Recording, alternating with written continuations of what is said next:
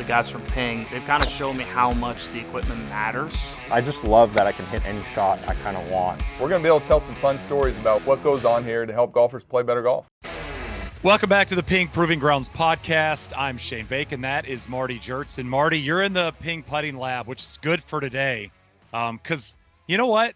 I think it's time to talk about the thing people don't like to practice, the thing people don't like to talk about and focus on, but the most important part of golf. And that is, in fact, rolling the rock on the greens. Putting is instrumental in good or bad rounds for every single golfer, no matter their handicap. Yeah, absolutely, Shane. I mean, it's like putting's one of those things where, I mean, the everyday golfer might not be able to hit a tee shot like Cameron Champ, but for one hole and one round, you can out-putt the PGA Tour player, and it's the most variable skill. I think that's what makes putting very tough. Like some days you could be, even on the PGA Tour, look at Scotty Scheffler lately, right? Or these guys out there that are having like high variance in putting. Ball striking can stay consistent. Your putting can be very, very variable. And I think that's what weighs on the psychology of the golfer. Yeah, it's again, you can do so many things. You get on the green, and it's like your mindset changes. It's a different skill set. The golf swing and power and finesse and cut the ball or hook the ball, and then you get on the greens, and it's just about get it in. And you can putt cross-handed, you can putt with a long putter, you can arm lock, you can do so many different variations of rolling the rock. It's just which one gets the ball in the hole the fastest. What's your relationship been like over the years with putting? Do you consider yourself a good putter, a mediocre putter, a bad putter at times? Like, have you messed with a lot of different iterations of putting? What's been your relationship with this part of the game? Man, Shane, I feel like I'm at a therapist or something right now. You asked me that question. But I bet every golfer would have that reaction. You start asking me that question. I get like, oh man, I remember my highs and my lows. I think I'm a streaky. Sadly, I would say I'm like a very streaky putter. I think when I'm putting good, I remember around last year, my home course over at Wildfire, I shot 62 and I made everything, and putting is so easy. I had the line, the speed, the reads, everything like perfect. I was like, well, I got putting solved. And then like 2 weeks later, I'm putting terrible. So, I think over the years, I've really tried to improve and study and bring in. I think today we can have a little conversation of that marriage of like, the art of putting and the science of putting. Right. I try to improve the things you can try to be better at day to day. And the big one is like green reading and targeting strategy. So I kind of think of these buckets in putting, like green reading, targeting strategy. Then there's your start line and your speed. And that's where we can really influence that with putter fitting and which putter you're playing. So I've tried to get better at the green reading side so that I know this other stuff is going to vary day to day. When you're talking to an average player that comes into the putting lab and has questions about their putting, or they're looking for a new putter, or they're wanting to get fit into a putter, are there questions that you guys like to ask off the bat just to get a feel for what they think about their putting? Because we give away a lot of secrets about our golf games by simply getting questions asked. Like you said about laying on the couch, or I feel like I'm in a therapy session. I'm one of those people, like I've always considered myself a streaky putter as well, just like what you're saying, Marty. And then you'll talk to your buddies and they go, oh man, you're a great putter. And you go, well, if this guy thinks I'm a good putter, why do I think I'm a streaky putter, right? Like there's questions that we can ask or conversations that we can have that can explain what type of putter certain people are. Yeah, absolutely, Shane. One thing we see in the statistics is that, my bad putting round, when I played the Phoenix Open, the first round, I literally was the worst I've ever putted. And I was -4 strokes gained. And I'm seeing Scotty Scheffler and some of these other guys on the tour be -4 strokes gained once in a while. I'm like, hey, man, that must feel really bad to them. So my -4 strokes gained, though, is still would be putting like a good single digit handicapper. You know what I mean? So there's that relativity that happens with skill. And that not only applies to tee shots, but that applies to putting as well. Someone comes into the lab, we start wanting to help them improve their putting. And that's our ultimate goal. And we can really do that through putter fitting, is asking some of those questions like, what are their strengths and weaknesses? Are they better? Are they, good at lag putting or not? Do they struggle with short putts or not? Do they tend to miss more left or more right or not? And not everybody knows the right answers to those questions, but you can at least get to kind of dig in, give you some clues, Shane. And that's what fitting is all about. You're kind of building this mountain of evidence to get to the final solution. That can give you some clues into what might be going on with that player or to their inner psychology that you can really help them with. And then we start layering on some of the science measurement. So the other good news is that some people, a lot of people are tracking their putting stats. Again, we've kind of talked about that on a few of our previous pods, is like, where can you kind of marry in the right way? You don't want to go all stats, on everything. You want to have that interview with the player, ask them those questions. But if you can also look at their stats and corroborate or compare, contrast the two, you can start to get a more clear picture of where we might be going and where we can really help them. Marty, the kind of the iterations of fittings, it really fascinates me because, I wasn't, playing competitive golf, or wasn't old enough when it was, persimmon, wooden head, but I was, in high school and into college when they weren't interchangeable shafts. You guys would have 50 drivers on the range, and if you wanted an X shaft like this, it had to be glued into that head. And if you wanted a stiff shaft like with this, it had to be glued into the head. You couldn't just flip them in and flip them out. And obviously all of that stuff has changed. Now it's gone into irons, and now you guys have more scientific and AI technology to help you guys in terms of fittings. We've talked about gapping on this podcast already. When did the science of fitting players with putters kind of become a thing for ping? Because I am imagining years ago, it was, we have these 4 models and these are kind of what you can go out and use. And now obviously behind you, what is it, granite or marble behind you? And it's, even if there was an earthquake, it wouldn't even move. Like, that is correct. There's so much science involved in fitting players on greens that maybe wasn't available 15 or 20 years ago. Yeah, definitely. And we're on this journey, I would say 15 years plus. We at Ping have really done a deep dive into the science of putter fitting. But I think it's important for the golfer to know that it's not all that, because all the psychological aspect, choosing the right model, falling in love with the model, using your intuition. These things are still very important. So we don't want to tip the scales of all science. We kind of going to back to that Venn diagram approach. It's like you want to marry the art and science together, and that's ultimately what we're trying to do, Shane. But we wanted to ask a lot of questions around putter fitting, just like we do with driver fitting and iron fitting and things of that nature. It's like, what are the most important aspects of putter fitting and putter performance? What are the biomechanics? And then how can we develop fitting protocols and tools for our fitters and customers to make better decisions? So we've identified some of the big staple things. Obviously, you want to get into the right length of putter. And you talked about adjustability on irons and woods.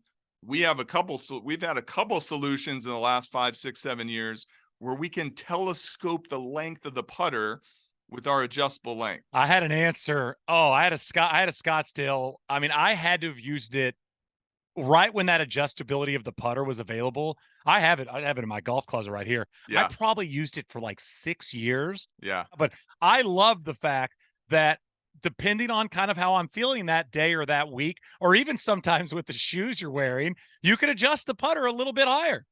Yeah, totally. We've seen on the PGA Tour, I think at the US Open a little bit ago, some of the players were talking about, I had to trim my putter down 1/4 of an inch. Now, let's say you're the everyday golfer. You got to go to the shop. You got to get a new grip. You got to do all this stuff. If you have adjustable length putter, that's just one turn of the screw and there it is. I think I had 2 iterations of that. It was very, very cool. But so I would say one of the keys to a putter, so at least for me, is I'm coming in there and I want to look at something I like to look at. And I'm sure you get people that come into the lab and they go, I'm like an answer style putter, or I like a mallet style. And how hard is it to change that for a player if through the process of fitting, you see more success in a model that maybe they're not married to when they walk in the door? Yeah, that's, Shane, where we can really use data is kind of this mountain of evidence to help the player, right? But that's the number one thing. I think you nailed it, is when folks come in, they got to fall in love with the model of the putter. And so the science side of putter fitting, and the most important principle outside of length we talked about, and line goal, which are very important, we don't want to ignore those, is getting the right, what we call stroke type of the putter. And that's based on, this is like I'm holding a pen right here, right, in my hands for those listening. And I go to sign my name, and I'm going to sign it in a certain way. Your signature is your signature. And the same thing is for putting. So if you sign your name super quick, you would do better with a lightweight pen, right? If you sign your name really slow, you want to get that super heavy pen. So this is kind of, I'm oversimplifying it, but there's this biomechanics there where we want to use the weight of the putter and fit that to the player's tempo. And then the other big one that comes even before that is based on how much somebody applies torque. So I want the listener to pretend like they're have a GoPro camera on, and we fix it right on the end of the putter, and we're looking down the shaft at the putter face. And how much torque or twisting the golfer applies with their hands is a major lever that we want to marry up to how much basically toe hang there is on the putter. And if we can marry those two things together, magic things happen with repeatability of your putting stroke. You're not fighting it, so to speak, in your putting stroke. And that's the number one thing. So we want to kind of marry the head weight, stroke type, and then have options in model styles, which are blades, mid mallets, right, all kinds of alignment archetypes we could talk about, and then marry those two things together, right? And that's kind of, again, I talked about this pyramid approach where we kind of build up. We want to build all those things and then merge them together. And then ultimately, a lot of times, Shane, we'll get down to having like 2 or 3 different models that fit the fitting characteristics from a biomechanics, tempo, stroke type standpoint. And then we want to go out and maybe play a game on the putting green and see which ones do better outside of the lab environment. Then we take them into the real world, create an on-course simulation, and kind of go through a game-like fitting outside. I want to know how many people paused the podcast and then signed their name and thought, is this pen the right weight? I've never thought about this before. Marty, you're a true freak by thinking about the weight of the pen in terms of your speed of your signature. But I think that's why you are who you are and what you do. I've been very impressed with iPING, with what you guys have done at Ping. And yes, in terms of giving people the option of getting fit in the lab with iPING, but also having an option to send it to somebody at their home and having them go through that process. When did iPING start? And could you talk people through how iPING works? Because it is, going back to the signature and the pin weight, it is simplifying all the things you're saying to basically 5 putts for a player. Yep. Yeah. So kind of an interesting story on iPING. So I went to the Colorado School of Mines and mechanical engineer, and we did a project where I remember in a lab project where we hooked up these sensors to a mountain bike. And we went out and rode the mountain bike around campus and got all this data and brought it back in, and we analyzed it. And in this sensor, our measurement device, the microelectronic measurement device called MEMS, which are accelerometers and gyroscopes and GPS, and they allowed you to take all these cool measurements of how much the handlebars rotate and how much you're going like this.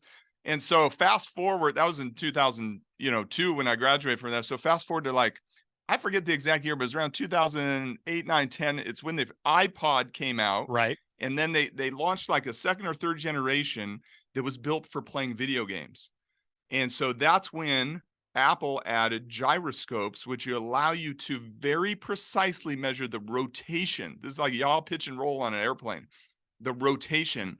So I actually was like, holy moly, I wonder if we can use this to measure how much rotation you have on a putting stroke. So this is going back to college days for you. I mean, this is literally stuff you used in college now getting applied once almost the technology caught up to what you guys had done on the bikes. Exactly. It's kind of that thing, like eventually your cell phone will do everything. And That's right. we're still on that journey. Right.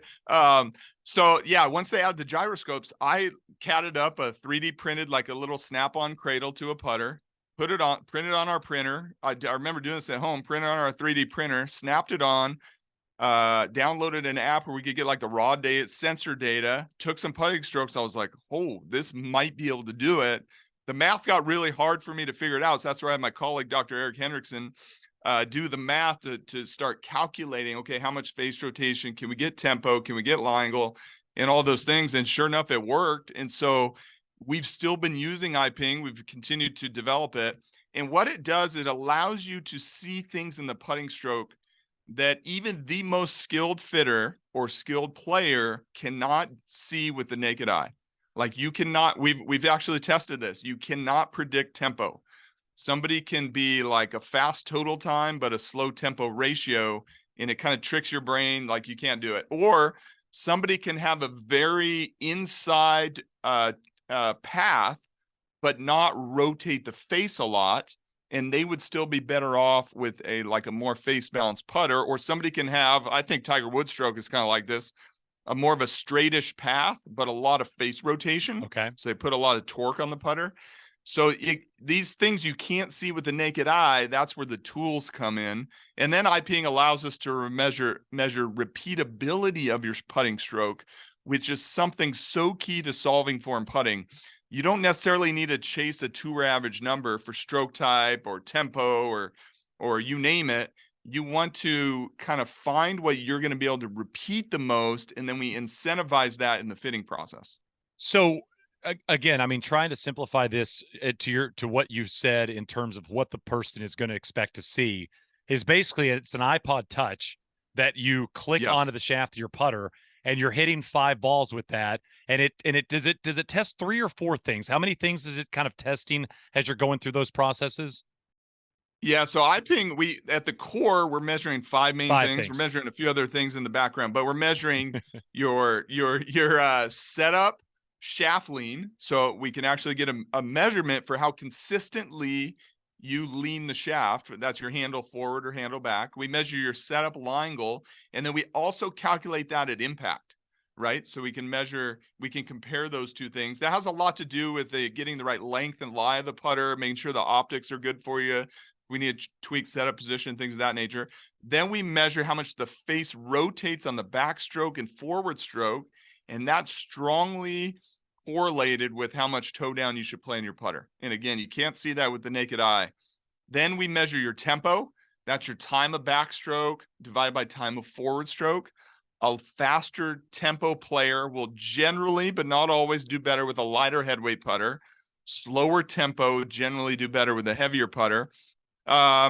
And then we measure, I'm missing one in there, Shane. We also measure, I think I got it because of loft and lie. Those are the other 2 variables. Yeah, mixed in there. I mean, I've done both iterations of this, Marty. I've had the one sent to my house and got to do it right behind where I'm at, kind of on my mat. And then I had one in the lab as well. And I'm always just so fascinated by, you're seeing it through the processes of different putters, and you're getting to see in real time with the score, which again, like, we're simple beings here. I mean, we're golfers. Like, scoring is all we're really looking for, right? I mean, what'd you shoot today? How many greens did you hit? How were your putting stats? How'd you drive the golf ball? You guys have put this into a score for players. I mean, there's a leaderboard to your right now. Some of the best numbers. Shout out to my buddy RJ, who's on that board as an amateur, one of the better putting numbers you guys have ever had. But I mean, there's a literal score that will show you where you kind of sit in terms of handicap by how your putting stroke works efficiently and repeatability wise. Yeah, so when we developed iPING, and this is like the early days of launch monitors, it's kind of like a launch monitor for your putting. Is like, okay, you get data. Well, what's it mean? What do you do with it? That's the most important part. So we developed, Shane, what you're talking about, this calculation called your putting handicap. And the way we did that, we had everybody at Ping. We literally went around to the corporate desk of folks, because you could do iPING right there in your office, you're just on hitting the carpet. 5 balls. And we're like, what's your we know everyone's handicap here. So we're like, what's your handicap? Give me 5 putts. And we tell them, hey, try to be as repeatable as you can, kind of block style putting. And we measured their repeatability. That's like your standard deviation. Like, how much variation do you have? And we developed this beautiful correlation between your actual golf handicap and how repeatable you are with your putting. And we actually use the Pingman robot to set, I forget what we actually have there, and iPING is the best handicap. It's like, +8 or whatever. Right. It's the most repeatable. And then, so we saw this great correlation between your repeatability and your actual golf handicap. Well, then we started applying that to, let's have you, Shane, putt with a putter that has a certain different characteristic to it, weight to it, face rotation characteristics, what have you. And we saw this predictive quality that the better your iPING putting handicap, the better you would perform with that putter out on the golf course. That's what ultimately matters. So then we could start using that score to compare, contrast, and fit putters. How are you trying to push that technology forward? Because I know there's been a couple of iterations of iPING already. I know you're a guy that's looking years ahead. How do you guys perfect this technology and make it even easier and better for the consumer? Yeah, absolutely, Shane. That's a great question. So right now, the consumer can go on ping.com, go to find a fitter, and you go into the filters, and you can find a fitter close to you that's using iPING 2.0. Okay. So that's awesome.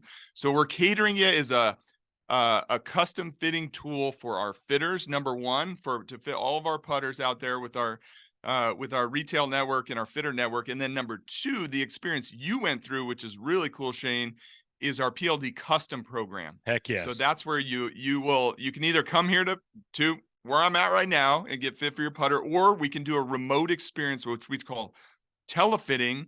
And that's that experience where we'll actually ship you an iPod and you get it in the mail, and we guide you through doing several sessions on iPING, and we use that data, set up a telefitting like this, to drive the putter fitting process and the customization process, because we wanted, with that PLD program, we had a rule for ourselves, and I was kind of part of that decision, where we want to have every player be fit for their putter. We don't want this to be just kind of order putter you think is right for you. We want to kind of marry those two things together. Yes, let's put on the custom sightline, stamping, customization, all those things that are super important to the player, but let's also have those fitting metrics to go along with it. And then a few other new features we've added to iPING too that we could touch on. Yeah, no U2 album on the iPod that gets sent out. That's not like automatically downloaded on there. And also, you do have to send the iPod back. That is not something you get to keep as like a memento to previous technology. But yeah, you mentioned the PLD program. It's been really cool to see. I have my original PLD putter, more of like an answer style. I've gotten into more of a mallet style as I've gotten a little bit older. Maybe my stroke hasn't been maybe as consistent. I mean, I like heavy, I like weight in the way I putt. So moving over to mallet has been nice for me. But I think, again, getting fit for a putter, I feel like is something that maybe I didn't ever expect to be an important part of the golf experience. But once you get set up with something that A, you like to look down at, and B, is creating the numbers that are helpful and around your handicap, or maybe even better than what your handicap is, you can really get set. And I mean, it goes beyond that. I mean, groove depth, right? I mean, do you like a firmer putter? Do you like a softer feel? You can go through a million different iterations of grip. And I think that's very important, right? Is this grip good for you? How big are your hands? How small are your hands? There are so many steps that go into the right putter for someone. And I feel like the PLD program has been exactly that. It's a high-end putter that does everything that needs to be done to get you on those greens feeling the most comfortable possible. Yeah, and you touched on some very key areas, Shane, like just being able to customize the face texture. You know, anyone can test this for themselves, right? All you have to do is put on your noise canceling headphones and putt with a couple different putters, or grab a range ball and then a softer compression ball and putt with them and see if you can tell the difference in the feel. I don't need to answer that for you, but the answer is probably going to be no. Like, sound is everything in putting. Like, the acoustics is virtually everything. And so by changing and customizing that face texture, we can make little adjustments. And we've heard this from some of our players we've interviewed in the tour truck, Shane. They're so particular about the sound, feel, and their perception of how the speed comes off the face. That's a variable we wanted to put in there. And then grips, man, we've done a lot of research on putter grips. Like, it's not just pick the one you like. There's some major science behind it that goes back to our founder, Karsten, having a bent shaft in his putters to point where the shaft went closer to the middle of the face to get putters to perform more like a face balanced putter. And then the USGA kind of banned that, putting a bend in the shaft really high. Obviously, we can do bends down at the bottom. So he got creative and bored the hole in the grip off axis and created the pistol grip. So many people, the famous, best player in the history of golf used a putter grip called the PP58. That stands for Ping Pistol. Well, the reason why you'd want to do that from a science standpoint is to point that upper hand more towards the middle of the face and make a slight arc putter perform more like a face balance putter. So it's even the amount of pistol in the grip, we can kind of dial that in for your putting stroke. There was nothing more Tiger Woods than the fact that he had that same grip on his putter for like years and years and years, using different manufactured putters, but he was convinced and he was set on that putter grip being the grip he was going to use. It was just amazing. Real quick, I wanted to ask you this. I know it's not necessarily about putting, but it kind of is. You said something about sound earlier, and you and I've talked about this, and you've changed the way I practice. Literally, you have changed the way I practice because you made this point to me when I was in Scottsdale. It's not great to practice with headphones on. This is something I used to always do. I'd always be listening to a podcast or listening to music on the range, hitting balls, and we're taking away feel for the practice by not being able to hear everything as crisply as maybe you need to. Yeah, and I get it that I mean, even me, Shane, I'm like, oh man, I love listening to a podcast when I'm chipping or putting or something like that. But I'll do it now, but I'll turn the volume like really super low, you know. So, but yeah, I think in the ideal state, you would not be doing that when you're hitting balls. Acoustics is so important to the feedback. I mean, when we fit wedges, for example, you want to, a good fitter uses the sound because the sound gives you a clue about the timing of the bounce interaction with the turf and the ball interaction, right? I mean, that you ask any good fitter that's fitting wedges outdoors and you're like, well, you kind of like the one that's going to have that nice click to it. You don't get the double hump means you're kind of hitting the ground first or thinning it or whatever. So yeah, acoustics is a huge deal. I know it's a hard thing to do. I know it's a cultural thing, but I think from a purist standpoint, if you can, throw your AirPods on at the gym instead of while you're practicing, especially you're chipping and putting, it's a huge deal. Yeah, it's weird when silence happens in modern society. You're going, wait, this is so weird. These are birds chirping. I don't know what the hell's going on, but I guess I'll be into it. How much tour feedback have helped you guys with different types of models with your ping putters? Yeah, our tour feedback's been huge, Shane. And I think, it started with our founder, Carson, going back again, kind of spending so much time with our tour players. And now fast forward to the PLD, and we have our master putter designer, Tony Serrano, who leads our designs that we do with our tour players. And we've really catered through the PLD program, and then the ones that have been super successful, super popular with both our tour players and PLD, we bring them into our mainline putters. I think a couple of good examples, we launched the Tyne model, which is our kind of fork style archetype model. And we're working with Cameron Champ, and he really got particular. He's like, hey man, I love this model, but I'd like to see it smaller in size, shrunk down. He wanted a center shaft version. Then he kind of was working on some changes to stroke mechanics. He wanted a heel shafted version. So that Tyne 4 was a really good one. We worked with Cameron Champ on. The Oslo in the PLD family, we work with Terrell Hatton on, very particular. We spent some time with him talking about how particular he was with his putter designs. I mean, Victor in the DS72, we literally designed that putter with Victor Hovland. And that's a putter anybody can go out and get, both in our PLD family and our mainline putter models. And it's been fun to work all those little levels of nuance into the models. Shane, another one that you said, a good analogy for yourself was Tony Finau. He came in, he's like, man, he used the answer putter, answer style putter for a long time. He's like, man, I just don't want to go all the way to a mid mallet. So we developed the answer 2D literally for Tony Finau.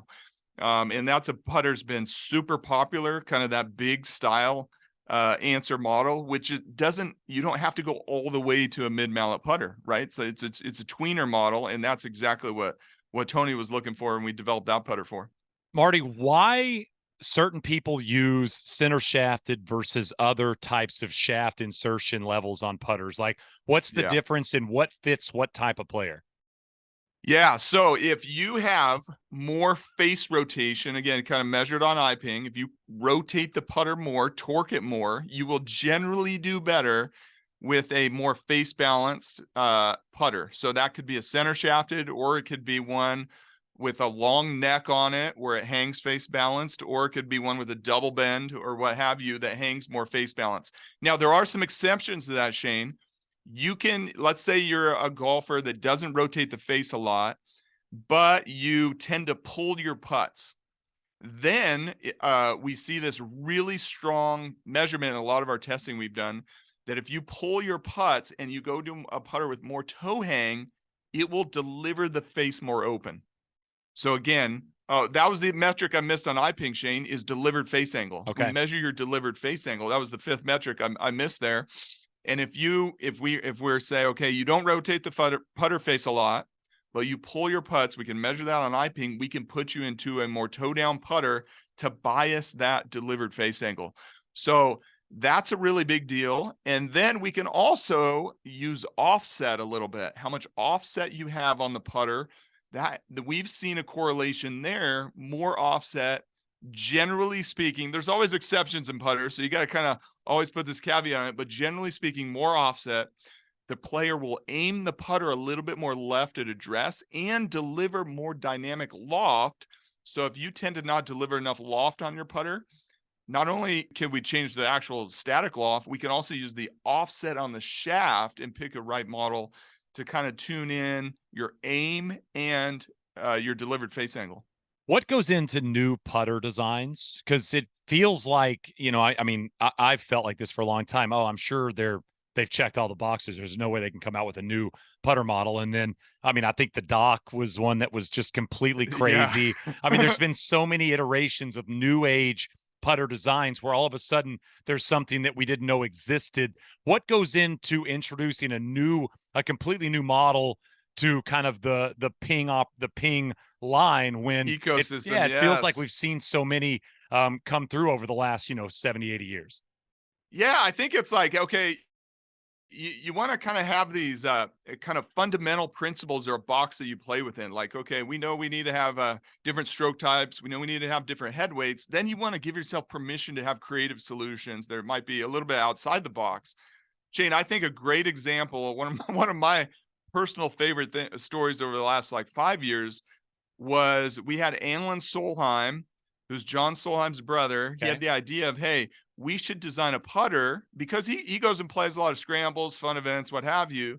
He's an aging golfer, still in great shape, but he's like, hey, we should have a putter for the older golfer, or you name it, any golfer that can pick the ball up off the green. And then he was like, hey, what if we had it, you could actually get the ball out of the hole? So we were like, it's one of those things where, some people like laugh at you, the idea, oh, let's design a putter that gets the ball out of the hole. Right. Well, sure enough, Shane, we did it. We named it and we branded it the Fetch because that's exactly what it does. It fetches the ball out of the hole. But turns out we had this surprising result. That was our #1 selling putter in that putter family for like 6 months, the Fetch. Because it solved a real problem for the golfer, right? It sounds like a gimmick, but solves a real problem. So many people have those little things that you pluck the ball suction things. My uncle and my dad have had them. Yes, exactly. Absolutely. But the Fetch, we have a ball alignment feature, and actually the putter being small help players focus. And we had one of our top players on the LPGA Tour use that putter for a long time. Then my favorite story with the Fetch was Lee Westwood used on the DP World Tour. He's winning a big event in Abu Dhabi. And I actually sent him a message because he was leading. I was like, hey, Lee, it would be epic if you pluck that ball out of the hole on the green on the last hole. 18th. Yeah. Look this up. Go to YouTube, look it up. Lee Westwood literally did it. He holed out his last putt, won the tournament he putted it in from like a foot, put his Fetch down in the cup, raised his hands, and we still have that picture over here just outside the hall here at the Proving Grounds. He's doing a commercial for you guys. It's like we don't have to hire any actors. We're dialed on. That was my dream. Yeah, he designed the Fetch. A tour player wins with it and plucks out their winning putt. Marty, you mentioned earlier, everybody's handicaps at the Ping campus. There's a lot of people that work there. Is there shifting and kind of acknowledgement for who has the best handicap, and does that move a lot? I mean, is it a competitive top 3? Oh man, it's good. Well, we're recording it this week during the U.S. Senior Open. We got Will Yanagasawa, our rep who works in the tour department, playing in. He qualified. He's the leader right now. Last year, exactly. Last year we had a field rep, Rick Bell, playing the U.S. Senior Open. One of our sales reps in the Northeast, Shannon Johnson, won the U.S. Women's Mid-Am like 4 years ago. So Shane, I tell you what, man, It is very competitive, and it does move around. I just want to know how many pluses there are. Is it? I mean, you'll have to get the number at some point. I can only imagine it is going to be a high number. It's like going to Whisper Rock and you go, these are literally all the people that are pluses. This is so wild. You know, I mean, the putting thing is so cool because I've gone back to this a lot as we've chatted, but what I find so fascinating is finding solutions for problems that golfers probably don't even realize exist. Exactly. And I feel like with iPING and with the continued push for simplifying the technology is advancing by the second, it feels like, in our society, and simplifying that whole process so everybody can understand it. I mean, again, going back to a leaderboard and a number and a putting handicap, all of this stuff is something that you can actually look at. It's quantifiable. And I feel like with Ping, you guys do an excellent job at trying to quantify all of the science in the months and the years that go into certain projects so that everybody can understand it, because golf can be very complicated and these things aren't complicated to somebody that's coming into the lab. Yeah, I agree, Shane. But I want to stress this point again, that we're not ignoring the intuition that you have to fall in love with the putter, right? Putting is really like the art and science. I mean, I think an analogy would be like you see some of the golf purist be like, oh, green reading's an art, you know, everything breaks towards this. And then you got like all the players out there crediting their latest wins on learning aim point, which is a science-based thing. These aim pointers aren't ignoring their intuition. They're just adding to that. And so we want to do the same thing on putter fitting. We're not ignoring that you need to fall in love with your putter, and there's those aspects, but we do want to bring in the right amount of fitting and science, and again, marry those two things together. That's what I'm so excited about on both our PLD program, having iPING out there to help our fitters.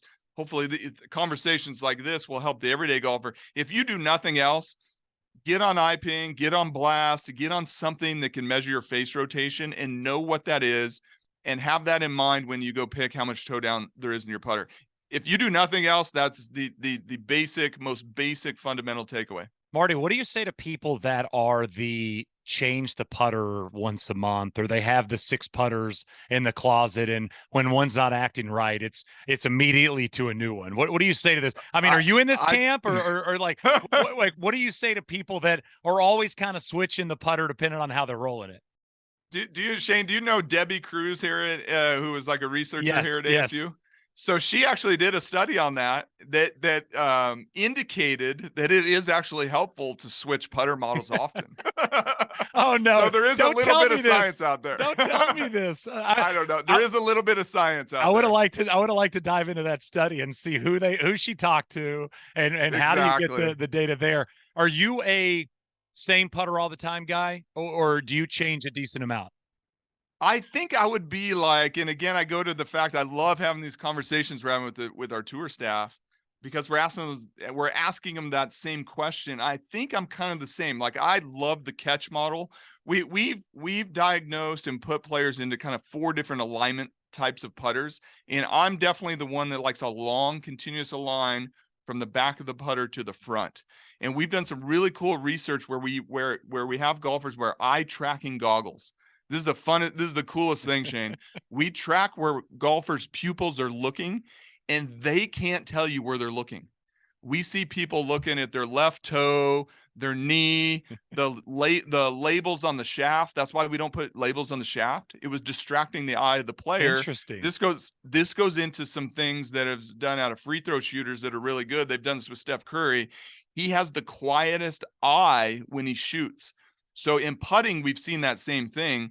So we want to have putters that induce quiet eye. Like, we don't want to have a lot of distracting things. But if you're a player like me, going back to my favorite model, I look at the very back of that line, the very front of the line, and I use that to aim my putter. That's why I've always used that putter model. I've stuck to it unless it's misbehaving. Then I'll take it out, but then I'll always go back to that catch model. Yeah, you fall back in love with the one that you really know you want to use. That's like the tournament mode. I love the customization program with PLD as well.